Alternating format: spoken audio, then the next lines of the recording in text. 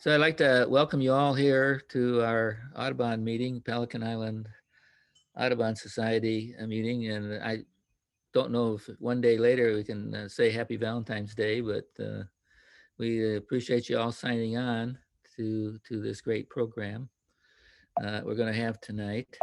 Yeah, so our Audubon Advocates, this is a program where we have after school program, 4 county schools that come for about 14 weeks, and we give them education on various conservation issues. They deal with snakes, mosquitoes, mangroves, and other environmental concerns. We're doing our second program this week. So one school comes on Monday, one on Tuesday, one on Wednesday, and one on Thursday. And if there's some holiday or something, the other one will come on Friday. Megan Carpenter is our new environmental educator, and she just joined us and is doing a terrific job. So we're very happy with what she's doing with us.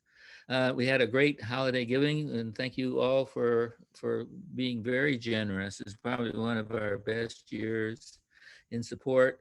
If you'd like to continue to support us, and if you're getting ready for your income tax and you need to put down some charities, think about us for our after-school program, our Trees for Life, and upgrading the PIS Winnegar Park. Um, Things that we got going. We still have a lot of videos. They're very popular. People are getting on our website and you can find them on our website and listen to them on various subjects on birds. We got one on Blue Cypress Lake and a fantastic one on Birders Guide to Migration. It's probably one of the best I've ever seen dealing with migration. And they talk about the hot spots in Indian River, Brevard, and St. Lucie counties where you can find these birds. You also, Doug Tallamy's presentation is on our website, and fantastic. He just came out with a new book out, and it's all about birds and trees and plants. Speaking of plants, you don't. The good news is you don't have to go to Mars. Humans are turning our green Earth into a lifeless Mars. So, but also plants are critical to all life on Earth, and so we need to plant more. And we decided why waste a climate crisis. So we need to plant as many trees and native plants as we can. We are offering at on our website about 40 different species of plants. We have 8 different trees. We're giving away southern live oak trees, as many as you want. We got plenty of them. But we're also then selling some trees that you can see listed. These are all on our website. This form is on our website. You can fill it out and send it to us, and then come and pick up the plants in a safe way. Altogether, we've given over 1,700 trees, and they're mapped where the trees are. Every tree that we've given away or sold is located on this GPS map. So it's kind of interesting where people are putting the trees. For the plants for birds, we either given or sold over 4,000 of 30 native plants of 30 species. And again, so we got a total of over 6,000 trees and plants in the last 2 years out there. Come join us as a volunteer. I bring this slide up every month, but we can use more volunteers. We need office help. The air potato hasn't started yet, but I found my first leaf the day before yesterday. So that it'll be popping out and we could use some help there. In nursery, we always want people to help us. If you like to lead a field trip, do publicity or trail maintenance, contact our office. We'd love to have you join us. We do have a sort of an online store where you can buy some books. We have our Blue Cypress book and Nita's Florida Birds Exposed. We have some t-shirts and some other items there that you can see on our website. Our library is available to you too. We have a pretty nice birding library, and you can, by author or title, you can take out books, find out what we have in our library online. We kind of changed our photo of the month. We're taking photos that show a bird with a plant or some relationship with a plant. And this is all kind of related to the Audubon Plants for Birds project. This month's was the palm warbler. It's take time to smell the blue mist flower. John Olaver, he took this picture and it's on the cover of our monthly newsletter. So we're putting our photo of the month on our newsletter. We've changed our newsletter around now to make it a little bit better. Our field trips are almost all filled up. We have 1 or 2 positions left for each of the 3 coming up field trips we got here. On the 17th, in the next couple of days, there's a trip out to the Circle B Bar Reserve.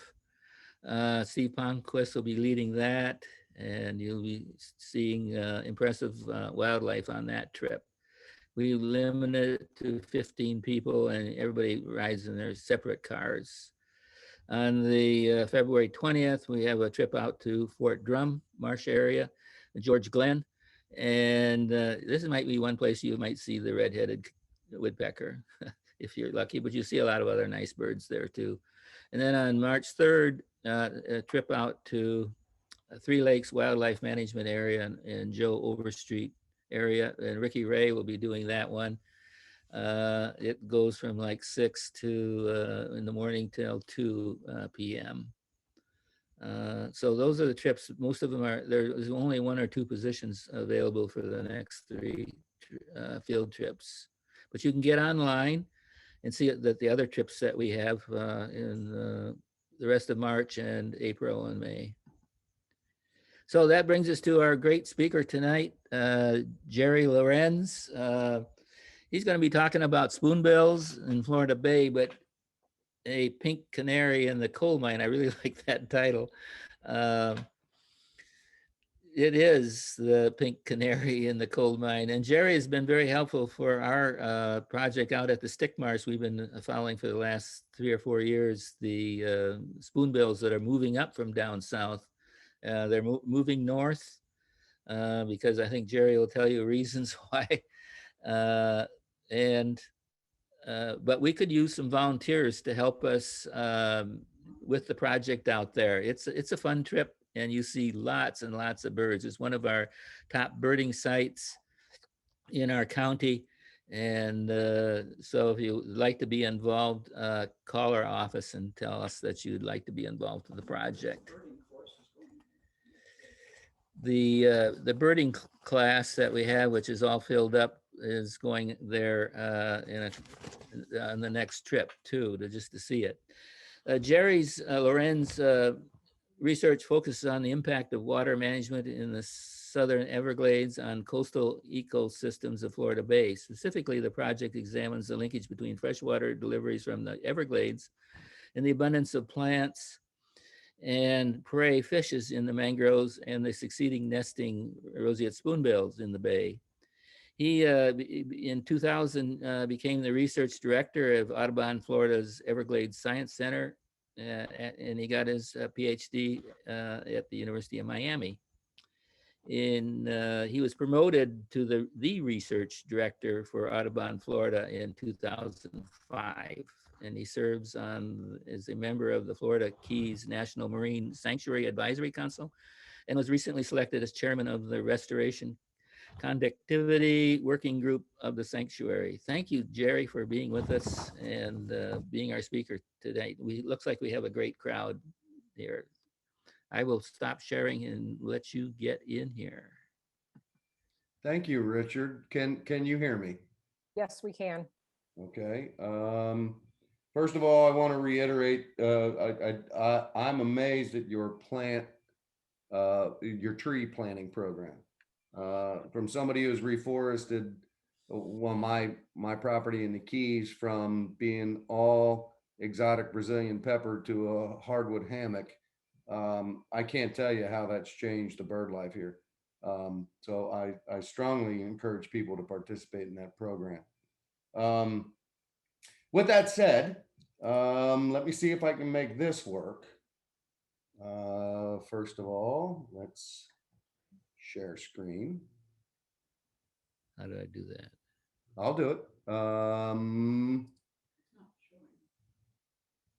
And now, can you see that? Yes, we can. Okay, now I'll try to, now presentation mode, does that work? Beautiful.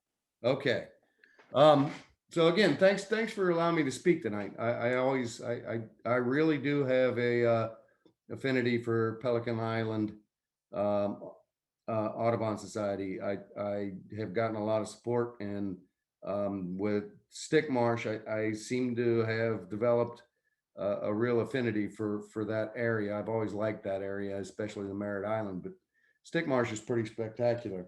But what I'm going to talk to you about today is um, the work we've been doing in Florida Bay with Roseate Spoonbills.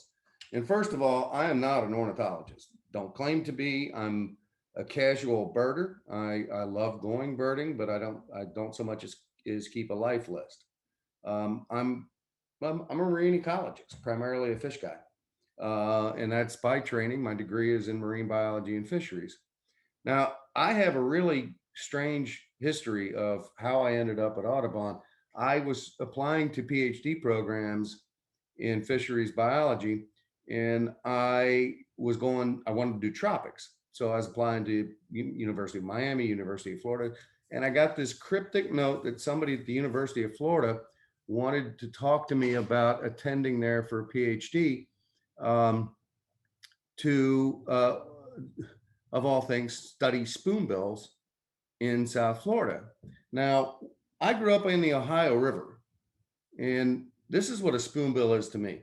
This is a paddlefish. There are only two species in the world, and they're kind of a prize to catch because they're filter feeders, and they're only found in the Mississippi Basin. And so I was like, well, what is somebody in South Florida doing studying spoonbills? That's what we called it. And so I spent, in preparation for meeting my possible major professor, I spent about a month reading a book on paddlefish aquaculture. I just assumed that, okay, somebody in South Florida is trying to raise paddlefish. Um, and they're fascinating fish. I enjoyed the read, but kind of imagine my consternation when I showed up and she starts talking about this creature. Um, and this is not a lot. That's what I thought this was going to be. Now, this is a beautiful bird, and I have made quite a career out of studying it, and I've fallen in love with this species. But it really tells an interesting story, and I kind of fell into it. And that story starts with the Everglades. Is on the left, we have a satellite image taken in 1492, and it basically shows what the Everglades was.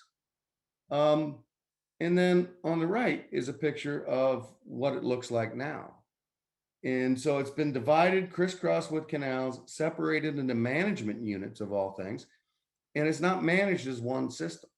And so what happens in the northern part of the Everglades really doesn't translate well for what goes on down here in Florida Bay. And that's what I want to talk about is Florida Bay. And I'm going to focus on this area in northeastern Florida Bay. So this is Key Largo, for those of you familiar, and this is US 1 coming into US 1 coming into Key Largo. But over here, I hope you can see my arrow. But over here is Taylor Slough, and that's the freshwater source of water into Florida Bay. And Florida Bay is an estuary. It relies on its freshwater source. And that has changed so much with water management over the years that the entire system has changed. For example, the green lines here indicate where the area of mangrove dominance was in a particular year. And this indicates saltwater intrusion, mangrove being a salt tolerant plant. And you can see since 1948, it has moved, this is to 1994, it has gone further inland even today. And studies have shown that this is not sea level rise. This is the lack of freshwater flow, keeping the marine system at bay. And this resulted in some catastrophic seagrass die-off. Now, I arrived in Florida Bay to study here in 1989. So I arrived in the middle of this.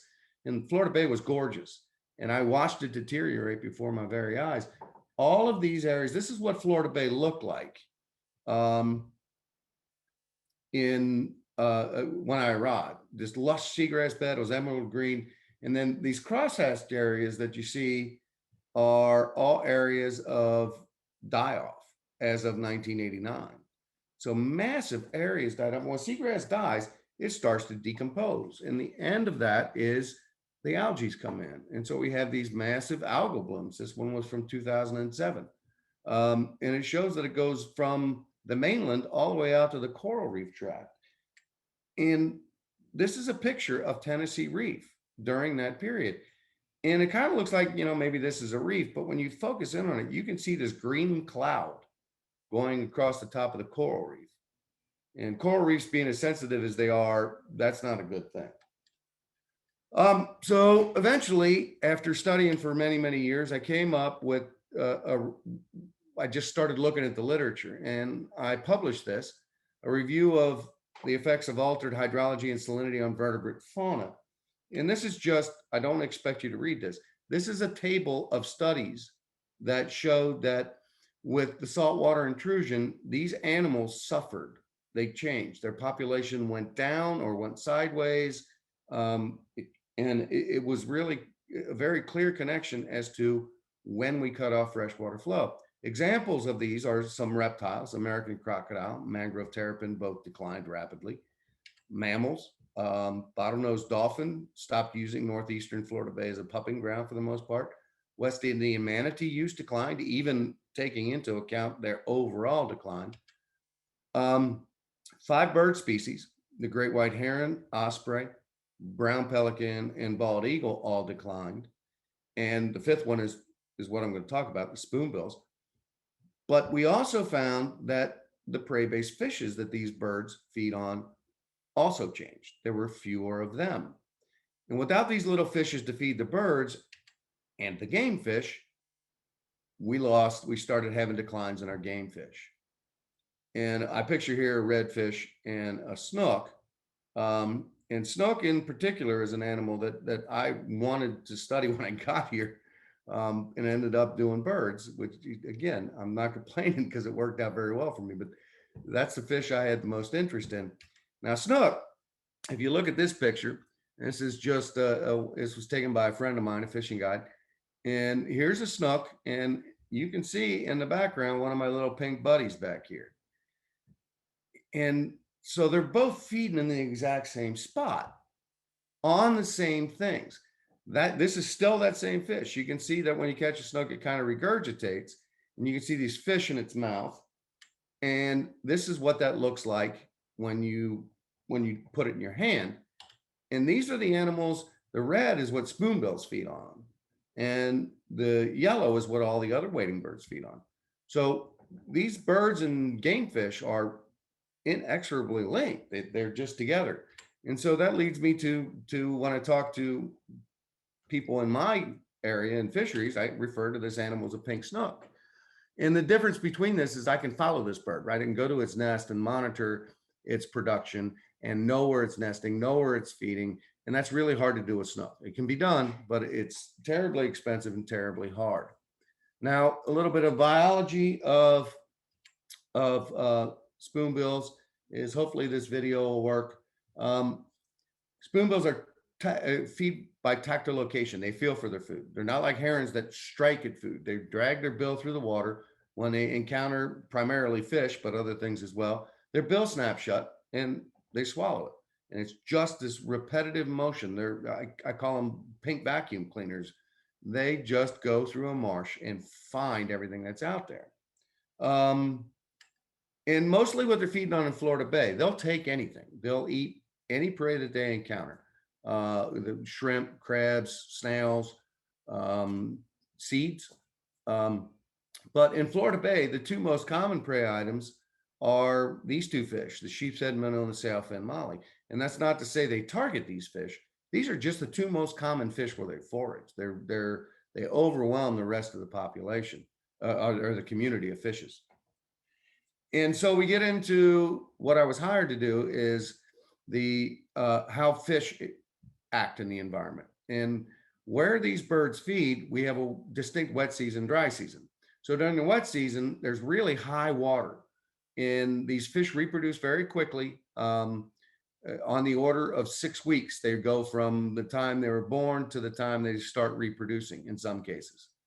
And by reproducing that quickly, over the course of a wet season, they can go through multiple generations and make, exponential increases in the total number of fish. But then the dry season comes along and waters start to recede. And once it gets to a point that these fish are threatened with stranding, they move to the deeper water. And our research has shown that this happens at about 13 centimeters, about 5 inches. And then they become highly concentrated. And this is when the game fish and the wading birds exploit them. They come in and just have a field day. And when that happens, they time their nesting to that. Just an example of how concentrated these animals, the fish, get. This is a picture I took at a spoonbill foraging site back in 1992. It just shows my hand. I'm holding the camera, extending my hand in the water, and everything you see, let me go back one. Everything you see swimming around there is just fish. And I just left my hand in the water, waited a few minutes, and then raised my hand. And I've caught these fish. I am not designed to catch fish. Spoonbills are. And so imagine what they were doing in this habitat. And they got to have these concentrations while they're nesting, because spoonbills lay 3 eggs, and they're about the size of a large chicken egg. And so this chick just hatched. So it's the size of a large chicken egg, just hatched, still blind. Well, within about 8 to 10 weeks, they're 2/3 to 3/4 the size of the adults. So you got 3 chicks that you're trying to raise to this point. The energetic demands of raising 3 of them to the size of adult birds is just extreme. These birds have to have those concentrations. They have to know where the fish are, go get them and bring them back to the nest and do it again and again and again and again. Now, spoonbills, like most other birds, were hunted very strongly during the plume hunting years of the late 1880s to 1900s about. Spoonbill feathers were selling for $5 a hide. Most of the other wading birds, people say, well, feathers from wading birds were worth their weight in gold, and that's true. Spoonbills were selling for $5 a piece. Some of the other wading birds were selling for 50 cents and $1. So this was a highly persecuted bird. And so the herd was hunted basically to extinction in Florida. There were sightings of them, but there was no knowledge of nesting spoonbills in Florida after 1902. In 1935, some Audubon wardens working in Florida Bay discovered 15 nests on Bottle Key.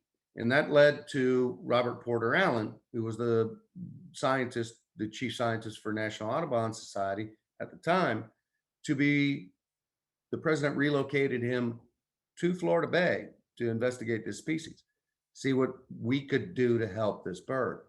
So he moved in 1939 and pretty much spent the rest of his life headquartered in Tavernier. This is a very interesting man. There's several books written about him. They're really interesting. One's autobiographic, one's still biography. But he was the first science director for National Audubon Society, and he established at that time the Tavernier Science Center, which is now my office, the Everglades Science Center. Now, when Bob was active in the 50s and 60s, 40s, 50s, and 60s, all of the spoonbill nests were located in southeastern Florida Bay. The red dots represent the places where spoonbills were nesting. The blue rings represent the average flight distance of a spoonbill from a nest to a foraging site and back.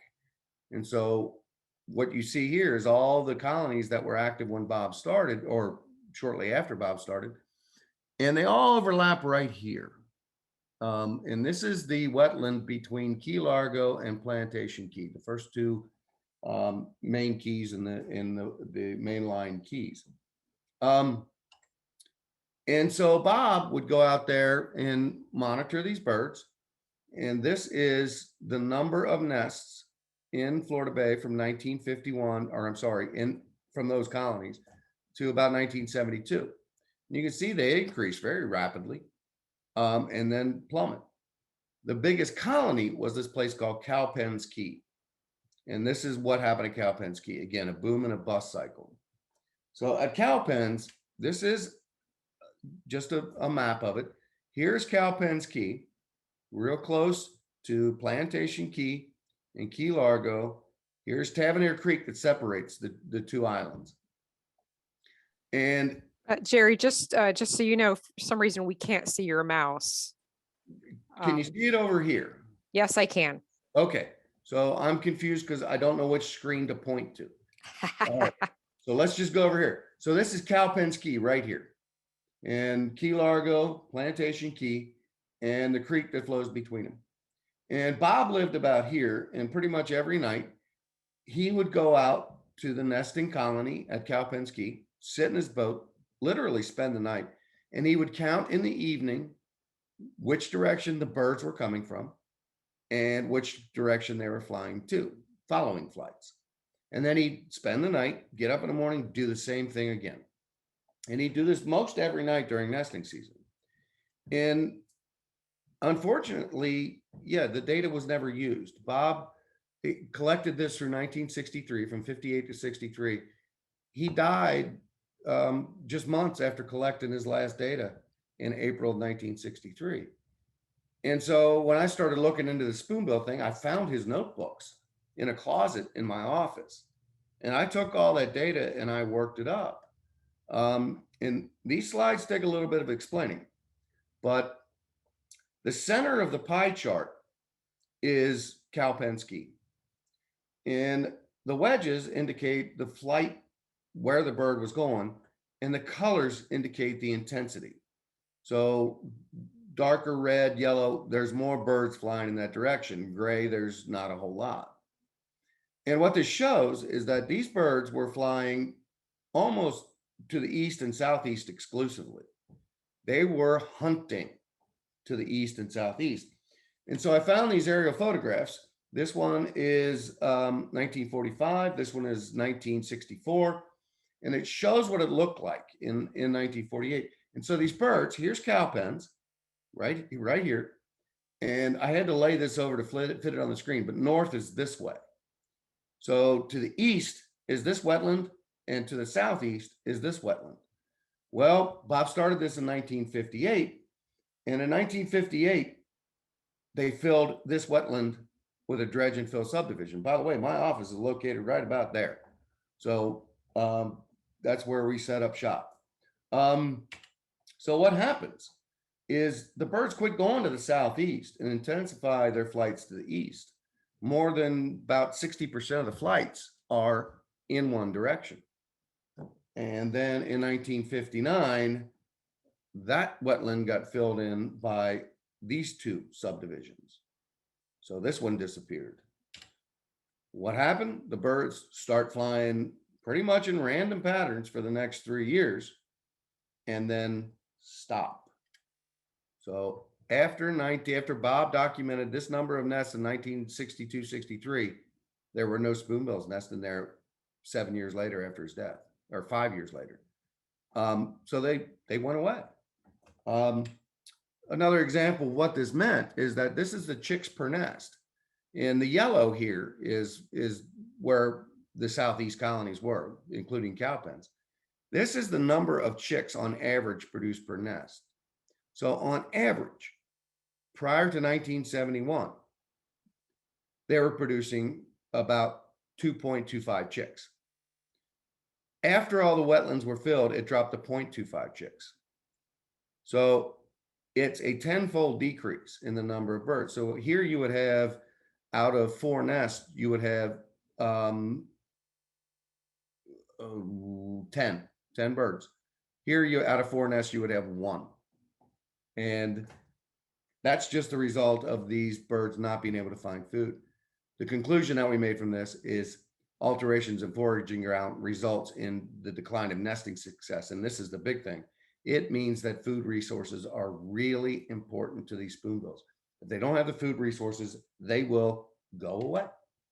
So where did they go? In Florida Bay, they went primarily into this region in the Northeast. And now I get to what I was talking about earlier, the changes in flow to Florida Bay.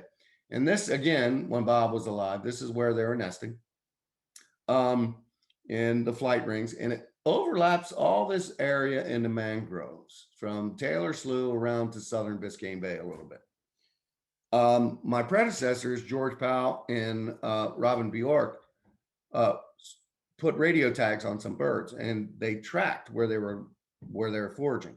And you can see from this 1991 data that they're foraging really heavily in this area, almost exclusively in those mangrove wetlands. So I want to look at what went on in the northeastern part of Florida Bay, and I divide this into 3 periods, and I'll explain why in just a second. This initial period is you have a couple of years of low nesting, but about 25 to 30% of all spoonbill nests in the state of Florida were located in northeastern Florida Bay. And this is from 1951 to about 1966. During that period, the Everglades had been largely drained, but there were no canals that really impacted Florida Bay. So we had more or less natural flow, not as much, but more or less, where water would flow south from Lake Okeechobee and arrive at Shark River Slough. It would get pinched between this ridge and this low-lying wetland, and it would back up during the wet season. And the water would flow over the rocky glades into the headwaters of Taylor Slough, through these pine islands, and then to Florida Bay. So it was still a natural water course. In the second period, they jump up to 50 to 70% of all nests in Florida are there in Florida, northeastern Florida Bay. And during this period, things did change.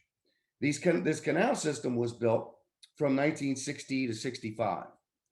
And this allowed for the orange here is agriculture, and the gray is urban areas. It allowed for drainage, development, and agriculture to take a hold. Prior to that, they did seasonally farm in this whole area, but this created near year-round farming. But it also lowered the water levels in the Everglades, in Taylor Slough in particular. And then in this third period, we see this decline, just like we saw at Cowpens. So during this third period, what happened is these green dots represent water control structures. And they are pumps, basically. Some of them are gated culverts, but most of them are pumps. This really changed the amount of water getting to Florida Bay. This happened in the early 80s. This should say 1982 to 84, not 62 to 64. So these pumps came online in the 80s, and it replaced gravity. And so, for example, this is a picture of the S331 pump station, just west of Everglades National Park, east of Everglades National Park. This is what the canal system was prior to the early 1980s. So small canals, not that big. This is what it was after 1984. 4 times the capacity. This is a pump station. This pump station moves 1,300 cubic feet per second, I believe. And that'll fill a swimming pool in a heartbeat. So massive amounts of water control. And this changed the flow patterns. So the green arrows represent where flow went historically. And it would fill up this northeastern basin where the spoonbills met, where the spoonbills were nesting, and lower the salinity, making it more productive. Once these pumps came online, the water would be sucked into the canal and diverted around Florida Bay, and a lot of it was pumped into Biscayne Bay. So it short-circuited the estuary. And that changed how much water reached Florida Bay. Here's our 3 periods again. This is the mean maximum wet, average maximum wet season water level. This is the minimum average dry season water level for these sets of years. In the first period, when spoonbills were doing extremely well, they were doing well enough, we had to change from the high in the wet season being 1.25 meters to 0.25, so that the fish had lots of water during the wet season to reproduce and then became concentrated. During the second period, when we only had canals, you lowered that. So you don't have as much fish production, but you still have fish concentration. During the third period, you flatlined it. You don't have as much water in the wet season, so you can't have as many fish, and they're not as concentrated. And this resulted again in the production of spoonbills going down. So this is again chicks per nest. And here's those same three sets of years. In first period, spoonbills were producing two chicks per nest on average. The second period, about 1.4 chicks per nest. In the third period, it dropped to about 0.6. So basically one chick for every two nests. That is not a sustainable population. It's just not. And what we see is after the 1980s, this very rapid decline in spoonbills nesting in Florida Bay, and in particular in northeastern Florida Bay, dropped to 0 in 2010 and 11. So they abandoned this habitat that really fed the rest of the state, their spoonbill population. And this is where the work that I do comes in. Not only do I do spoonbill work, we study the prey base. When we started this in 1990, this is the design of the trap that we use to capture fish. This is where spoonbills feed. This is a type of habitat they feed in. And so you trigger this trap and it falls in the water and it surrounds a 9 square meter area. And then you capture the fish from that area. And now you have an estimate of how much fish food is available to spoonbills. And we came up with this conceptual model. And it just basically is based on years of work. But water management and rainfall determine the salinity in this wetland, the salt content. And it also determines the water level. The salinity determines the aquatic plants that grow. What's the primary producers? This goes back to my comment about trees. Something's got to feed this whole system. It's this. Now, salinity and submerged aquatic vegetation determine how many fish you end up with. So low salinity ends up with more plants, more fish. Water levels also are impacted by water management, and they determine how many prey-based fish there are. If you got more water, you got more fish. And they also determine the concentration. As the water levels go down, the fish get concentrated. It's this concentration effect that allows roseate spoonbills to produce. And that determines the number of spoonbill nests in Florida Bay. An example of some of our data. This just shows that relationship between salinity and the production of fish. This is the density of fish that we collect. And this is how salty it is going across this axis. So we have almost 4 times the number of fish when we have freshwater conditions. As soon as you start adding some salt, it drops. Same with the biomass. The grams of fish, almost double. It drops very rapidly when you start adding salt. We need freshwater conditions. That's what was there historically. The other thing we found is this that I mentioned earlier. At about 13 centimeters, these fish become concentrated. Now, to show you an aerial view of the habitat we work in, this is an old slide, but here are my nets. This is where we capture fish. This is a central creek running through that mangrove wetland. And out here is what we call the flats. So these are the vast areas that go dry during the dry season. And so the fish would be forced into these creeks, and that's where the spoonbills feed. And we would sample all along the way. These are all, they look like white dots. This is, again, a very old picture.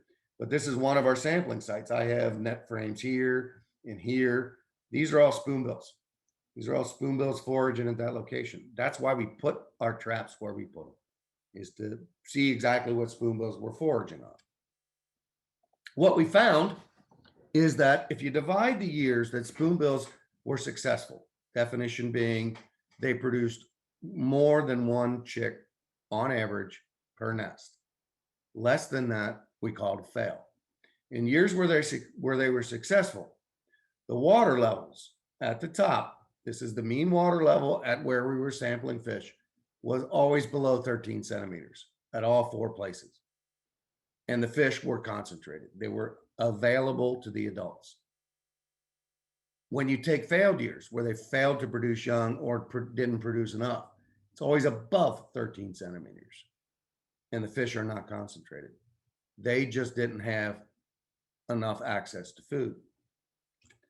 So that brings me to water management. As I said, what happens is it's taking water from the natural flow system and putting it into a canal system, basically to keep us dry, right? The urban areas and the agricultural areas. I want to show you what happened in 1992.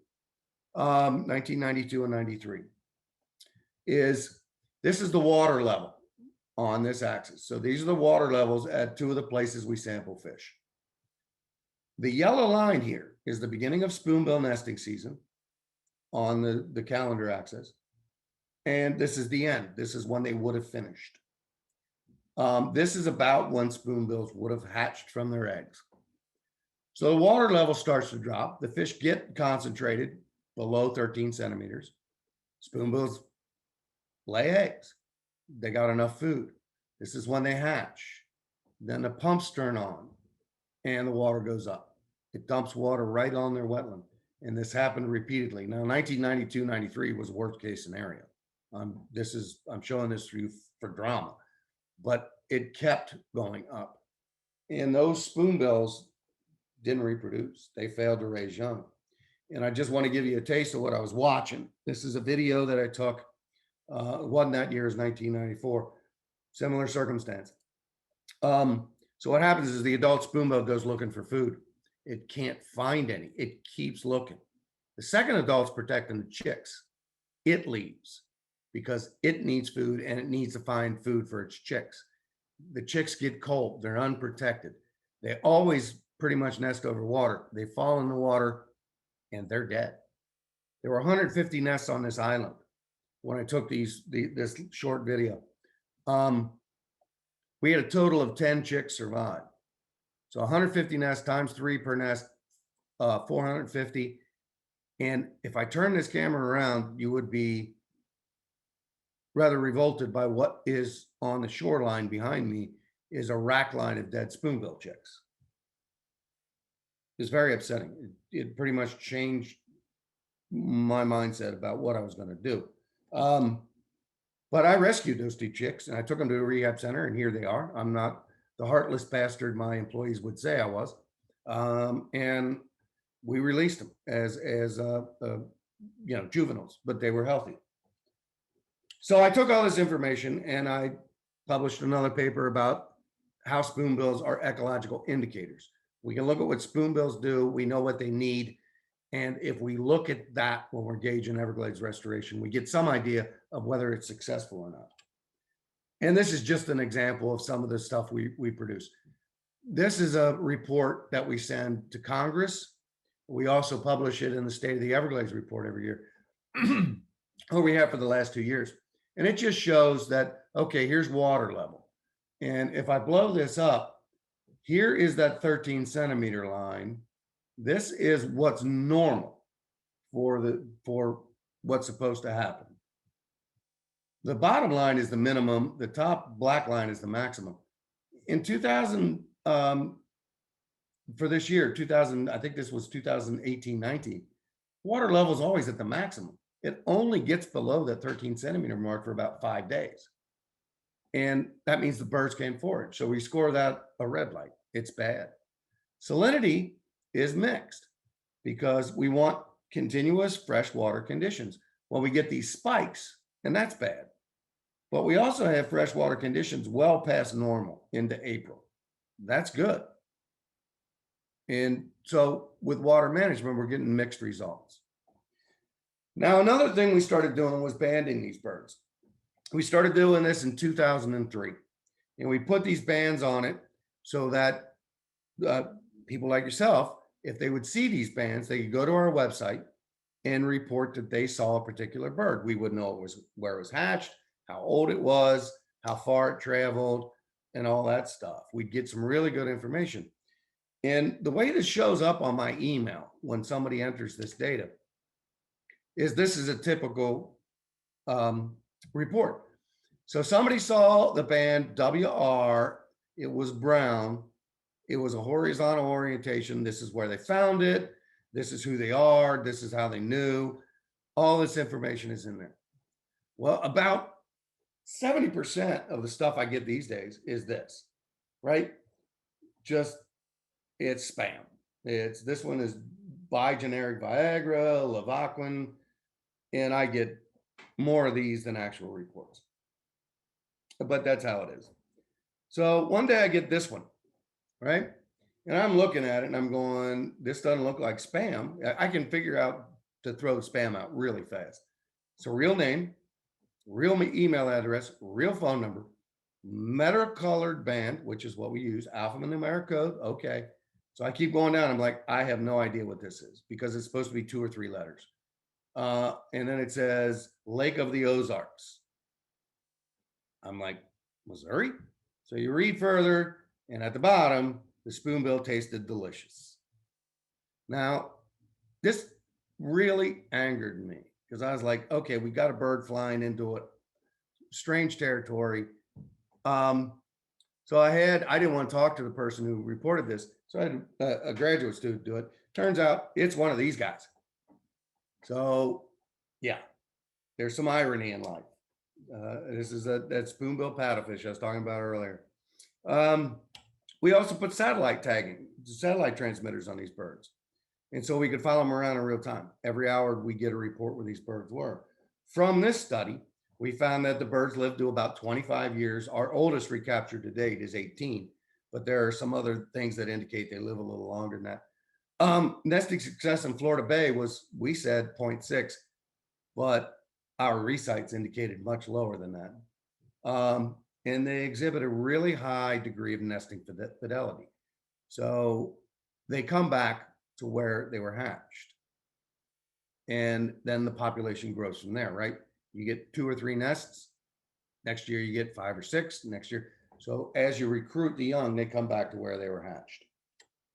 So our conclusions there are that birds hatched prior to 1984 were dead, right? That's why the numbers were going down. The low nesting success means there were no recruits to replace them, and explains the low nesting effort that we see. That's why we don't have as many spoonbills in Florida Bay. Now, we look at, here's Florida Bay in the red. We look at the numbers from 1975 to 2007. Numbers are going down. The yellow is Tampa Bay. And so they started nesting there in 73. We had 1 nest. But then the next time was 1977. And these numbers are going up and they cross. Tampa Bay has more nesting birds than Florida Bay does. This is Tampa Bay. This is where most of those birds nest, at the mouth of the Alafia River. This is an Air Force base. This is a chemical plant. This is urban sprawl. The numbers are going up here. This is Florida Bay. This is a national park. So, and this is where most of the birds were nesting. The national park is not healthy enough to keep the population healthy, but Tampa Bay is. It should tell you something about the health of our national park. And of course, it's our economy. In the Florida Keys and in many places in South Florida, this is what we sell: fishing. This shows coral reefs. You go diving, snorkeling, fishing, wildlife viewing. This is what brings people here. And this is an economic engine. If we fix this system, we get a 4-to-1 return on investment. I would like those odds. Wildlife and hunting in the Everglades. If we fix the Everglades, it goes up. Real estate values go up. this is a pretty big financial no-brainer. The annual value of water-related activities in the Keys, according to the Marine Sanctuary, is $660 million a year. That's not to the Keys, that's to South Florida. The Keys are responsible for generating that amount. The fisheries, 59 million in shrimp, 22 million in stone crab, 40 in Caribbean spiny lobster. That is dock landings per year. So this is a huge economic engine, and we broke it. So we're trying to fix it. This is Everglades restoration. This is what it was. This is what it is. And this is what we're trying to return it to. And we've started on this. We haven't gotten very far, but just paying attention makes a difference. Water managers didn't pay attention to the natural resources that they had, and this kickstarted that idea. Let's really look at what we're doing to the natural resources. So this is spoonbill nesting again from 1982. This is the number of nests on this axis, years. And the red indicates years where they failed to produce one chick per nest. X's mean we don't have data. The striped ones, we don't have data, but we know they produce less than one. So I just set it at 0.5. Green indicates more than 0.1 or one chick per nest. So out of this 24, 25, 23-year record, we have 21 years of data. Only 7 of those years were successful.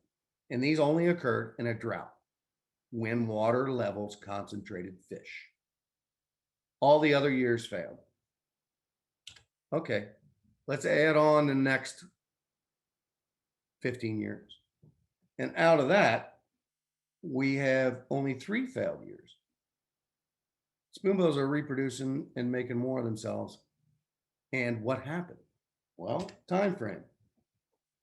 SERP, the restoration plan, was put in place in 2000. Recover, the restoration, coordination, and verification. That happened in 2005. This gave scientists a voice. We began to talk about if you turn on that pump, you'll screw things up. Or if you don't turn on that pump. Or if you do, it'll make things better. And so we start seeing success. And then this C111 spreader canal really changed, and I'm not going to go into details, changed how water reached Florida Bay. Not dramatically, but enough. And it had an impact. So restoration is a really good idea. It works for spoonbills. So why are they still so low? Why aren't we seeing recovery? Well, the answer to that is a whole different thing. This is sea level rise. This is the record of sea level rise in Key West Harbor, 100 miles south of us, or not even as the crow flies, from 1930 to current. Basically, it's a couple years ago. And it looks like a line until you look at this last 20 years. And when you look at that, you can see it's an exponential increase. And this, by the way, has gotten worse. This is a 3-year-old slide. So we're seeing this rapid increase in sea level rise. And that changed the environment where these spoonbills feed. So if you look, again, this is just one of my sites and it's just an example. But if you look at what water levels were on this axis for the year along this axis, the mean water level from 2000 to 2010 is in black. So you can see, again, the pink line is at 13 centimeters. It's when spoonbills start nesting and when they end. Look how much time is spent below that 13 mark on average. 2010 to 15, it starts fluctuating back and forth, just like we saw in 1992 and 93. 2015, 16, it barely touches it. So if you look at it a different way, this is the number of days that water level was under that 13 centimeter mark. And from 1990 to basically 2008 and 9, it fluctuates, but it kind of fluctuates in this area of, 100 to 150 to 175 days a year. It's lower than the fish concentration threshold. After 2010, it just drops. We're getting 14, 15, 21 days a year. Spoonbills need 3 months and they're not getting it. And so even though they're finding other places to forage, they continue to migrate to other places. Their food resources are not good enough. Just another example. So here are the two major colonies in the 1980s and 90s: Sandy Key, Turnkey, foraging flight radius. So Sandy Key, 2005, 120 nests, 2010, 38, 2015, 9. Turnkey, 2005, 106 nests, 2010, none, 2015, none. So what happened? Here's Madeira hammock. This is this green pin right here. 2011, 164 nests, 2015, 140. These birds just moved up. They're going further inland because the water's too deep. Another example, Perotas Pond, further inland. 2005, they're couple nests, we don't know. 2010, 25 nests, 2015, 128. These birds are moving inland because the water's too deep. If we look at the state entirely, the only places spoonbill nested prior to 1973 was Florida Bay. 1975, they started nesting in earnest in Tampa Bay. In 1987, colonies started popping up in your part of the world. This is where in the 1880s, spoonbills were reported to be nesting. Never further north, never inland. These were the places. So they reestablished their range finally after flume hunting. But it changes. So here's the locations where they were nesting. Tampa Bay goes up exponentially, but you can see it starts dropping in about 2010, 11 too. Going to run you through a series of maps. This is decade by decade. This is just where colonies are located. No size, no anything. This is just where these birds are nesting. 36 to 45, Florida Bay. 46 to 55, Florida Bay. 56, 65, Florida Bay. One nest was found in 1973 in Tampa Bay. That's through 75. Okay, so now we incorporate Merritt Island, Tampa Bay, Florida Bay, and we got one lone spot in the middle of the Everglades. That's through 95, 1995, 1996 to 2005. Look at here, they're in the Central Everglades. Over here at Corkscrew Swamp Sanctuary. Now watch this. 2006 to 16, they're moving inland. They're moving north. This was as far north as spoonbills ever nested. They're nesting way up here in South Carolina. So National Audubon Society said they released this report on where birds would be as sea level rise came up. This is the historic range pictured here: Texas, Louisiana, Peninsular Florida. This is where they said it would be in 2020. They were already here in 2010. And lastly, this is crazy. Spoonbills in the Twin Cities in Minnesota. They're moving north because it's hotter. They're moving inland because of sea level rise. So we got to adjust our science about Everglades restoration. We got to try to figure out how we incorporate this wild card into our plan. And that's what we're working on now, including keeping up with the work with the Everglades. So with that, I'll conclude. Thank you. And Mary, if you want to do questions, or how do you want to do this? Yes, so far I have one. I've been holding on to it.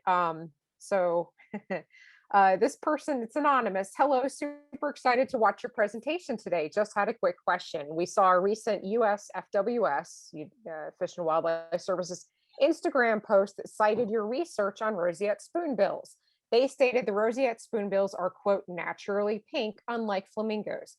However, other sources indicate that they got their pink color from the carotenoids. I knew I was going to mess that up. Carotenoid. Okay, you know what I mean. Carotenoid. Thank you. From their diet. Just wanted some clarification or explanation on how they get their pink color naturally. This is the most common question I ever get. Spoonbills are pink. They're born pink, they die pink. Yes, they have the same carotenoids as flamingos. They don't have to eat crustaceans to do it. They have a metabolic system for taking the carotenoids they get in their body and putting it in their wings. They spend energy to make themselves pink. Okay? No matter what energy they take in, they're going to be pink. Flamingos will turn gray. I don't know if anybody, I mean, I recently got into, I've published 2 papers now on flamingos. If flamingos do not get crustaceans, they do not eat the pigment, they turn gray. And it's a simple thought process. Spoonbills eat everything, but they're pink. They have to work to be pink. Flamingos, on the other hand, they eat shrimp. Shrimp are loaded with this stuff. They eat crustaceans. So they don't need to spend any energy to take that in. It's right in their diet. They just say, oh, look, there it is, put it in my wings. And they turn pink. But it's a whole different metabolic pathway. Same pigments they have to consume, but it's just a different metabolic pathway. You show me a picture of a white spoonbill. Yeah, the young are pale, but they're still pink. I've never, well, that's not true. You can go to the old world all you want, because all the spoonbills, all the other spoonbills are white. But roseate spoonbills in the New World, it's the only species in the New World, they're pink. That's it. Okay, excellent. So if anyone else has any questions, please You put might it. put me on, Mary. Okay. Um, I got a comment to make.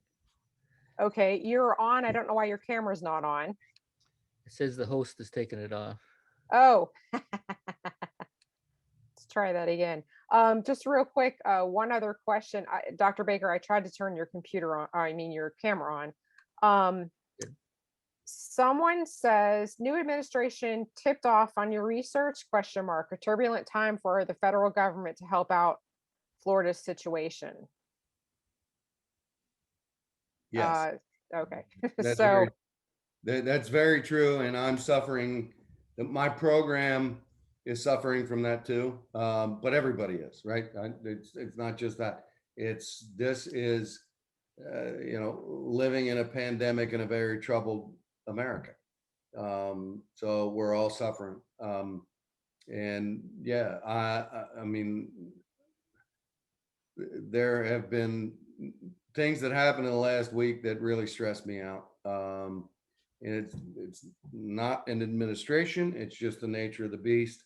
I do have a really good feeling about the current administration, and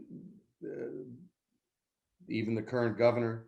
They appear to be dedicated to Everglades restoration. And my biggest example of that is Shannon Estenos is now high up in the Department of the Interior, Assistant Secretary of, I don't know if that's her exact title, but she's in charge of Fish and Wildlife Service and the National Park Service. I've known Shannon for years. She's been an Everglades champion since I've known her, 30 years. She's 5th generation Key Wester. So I have a lot of optimism when it comes to continuing this with this new administration. okay. I have another question. Are spoonbills darker pink if they eat more crustaceans? Wow, that we don't know. They change color all the time. I looked at Bob Allen's notes, who did the first, this is their plumage changes. And I looked at his raw notes, and he had more scribbles and cross outs, and I knew exactly what he was thinking. These birds just don't seem to pay attention. They don't follow this cycle where it's like, okay, if they reach this age and they're in this breeding plumage. I have birds that are sitting on nests that are pale pink. And I have literally thousands of pictures from my banding study. And you'll see a 12-year-old bird that it looks just sub-adult. And you'll find a 2-year-old bird that looks like it's 15 years old. So plumage is really kind of all over the map. It does follow a pattern, and I'm not saying it's all that random. I just gave you the two extreme random ones. But yeah, I can't figure out plumage. I don't know. They go pale, they turn back, and yeah, maybe that's a little bit of diet, but they don't turn white. I gotta break in there too and just say that I should have made an announcement at the beginning is that the next meeting, our March meeting is our annual meeting. And during the annual meeting, we have elections. So we're working on how to have an election for officers and board members.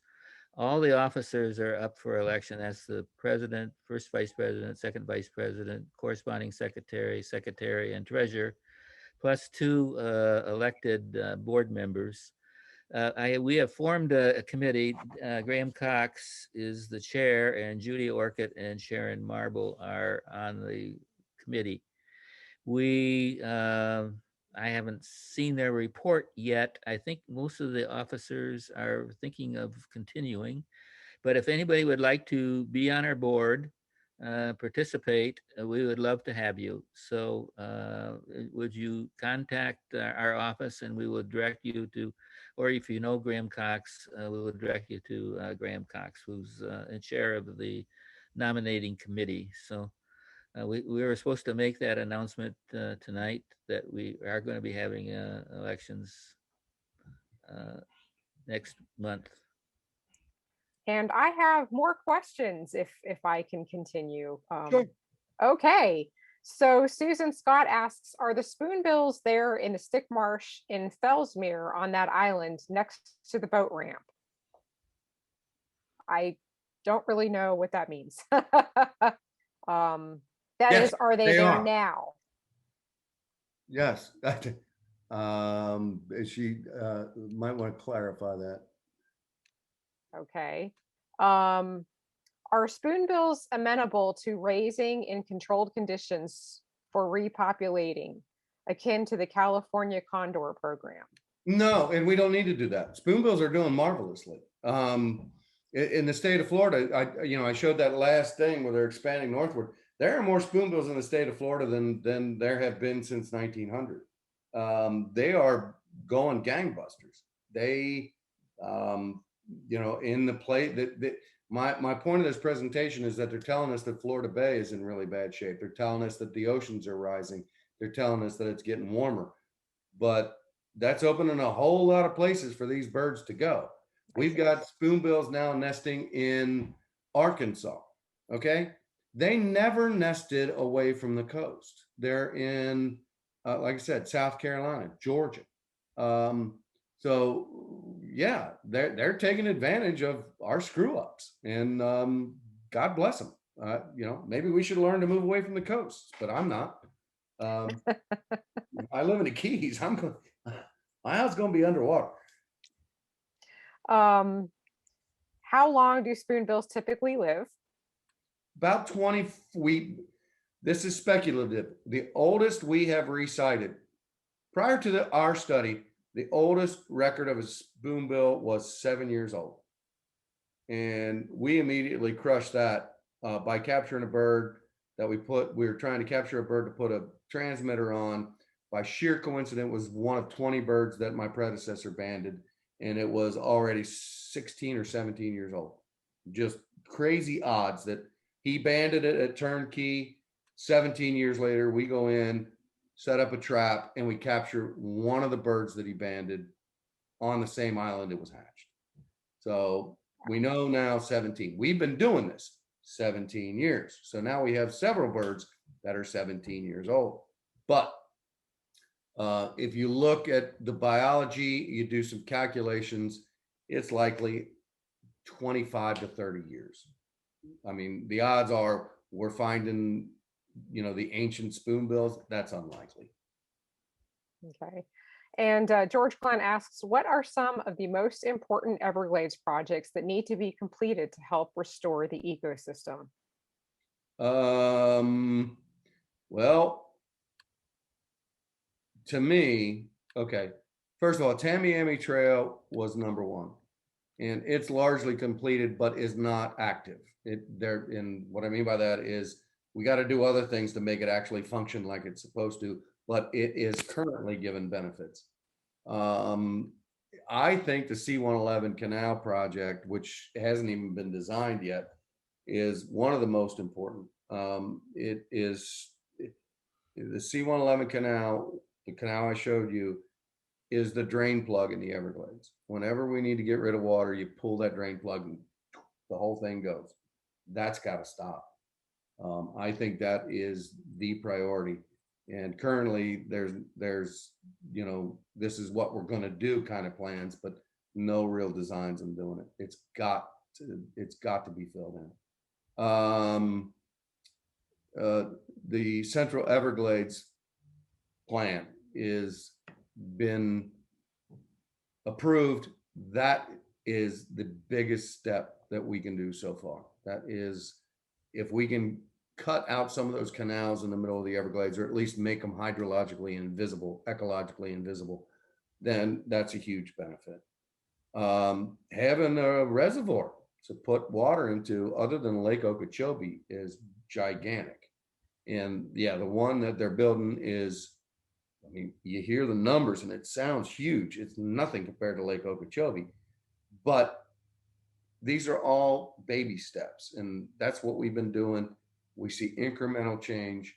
We'll see the biggest change. The biggest, true completion of restoration is still at least 20 years away, unfortunately.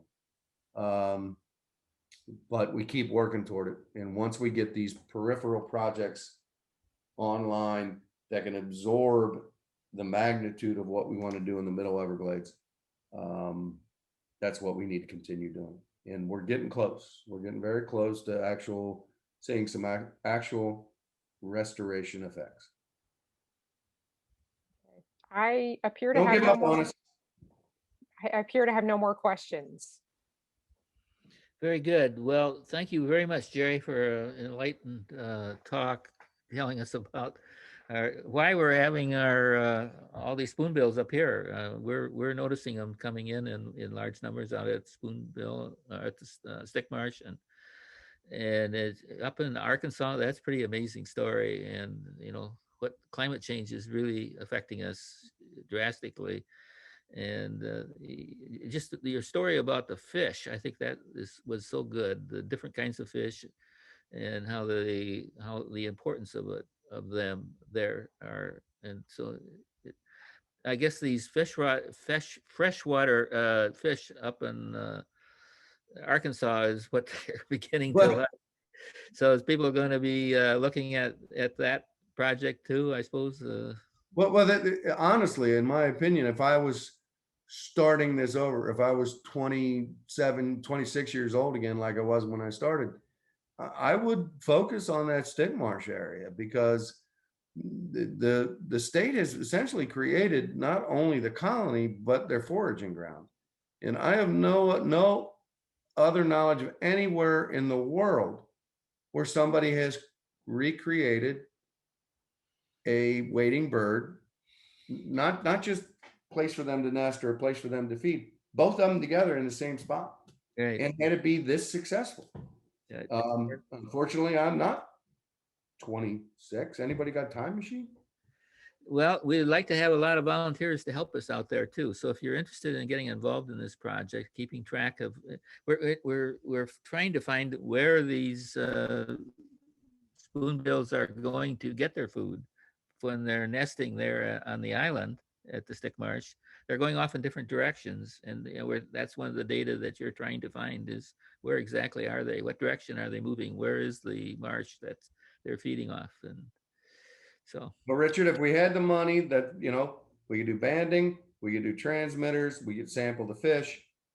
And this is what we've done here in 30 years can be replicated. It just needs some dedication and money.